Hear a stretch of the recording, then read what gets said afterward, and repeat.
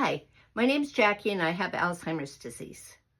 I want to talk to you today about a condition that many people with dementia have, and they get it pretty early.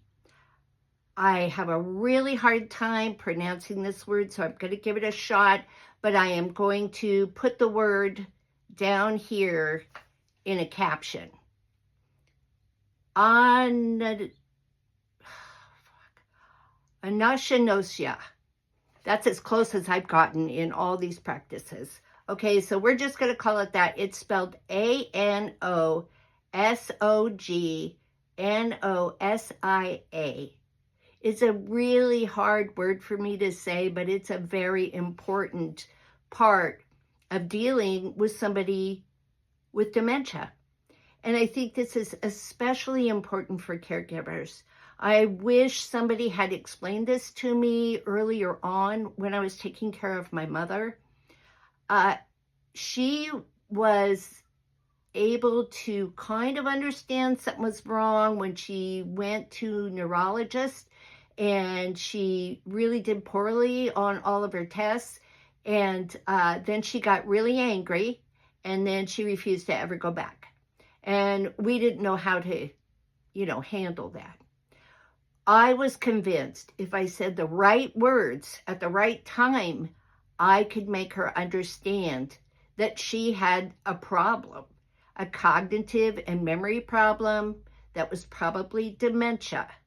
So I said that to her in very unkind way. I mean, I was so frustrated when I said it, which, none of it works. But I was very frustrated. And then we got in an argument, and then she cried, and then I cried, and then we yelled at each other some more, and we totally ruined our picnic that we were having with our family. So, awesome. So I wish I would have understood that this wasn't denial on her part. I hear so many people talking about their loved one and saying they just would not admit it. They're in denial. They just won't believe that there's anything wrong. That is not it.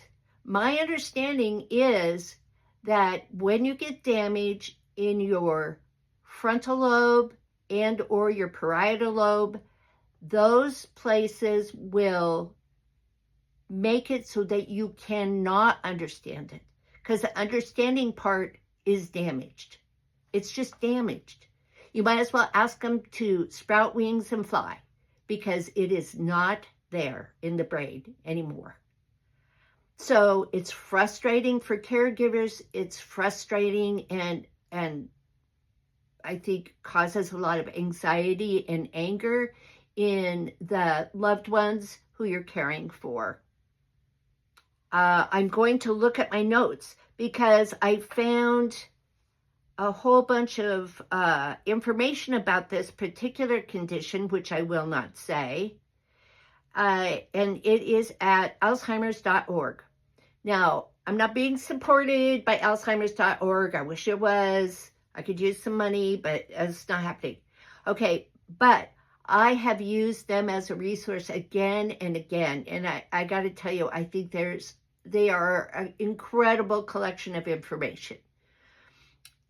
So I'm going to put that link in the comments, I think. Maybe the description, maybe the comments. I don't know what I'm doing enough yet. So I will put it somewhere. Okay, so I'm just going to say the symptoms of this condition are denial of memory problems. Well, that's what we've been talking about. Resisting assistance. That's a huge one. Let me help you do this. Let me help you do that. Let me help you give you a shower because you will not shower for the last 2 weeks. Let me drive you. Please do not drive. All of that. Absolute resistance, because they can't figure out why you would ever need to do that. Okay, that's not denial. That's not them being mean or angry. That's them not getting it because their brain is not working in that part. Even though it's more common, I keep looking at my notes, you guys know I have to use notes, right? Because I have Alzheimer's. Okay, so the condition is most common in later stages of dementia. And sometimes when I'm not feeling too good and I'm kind of projecting into the future, I think, ooh, what is it going to be like if I have that?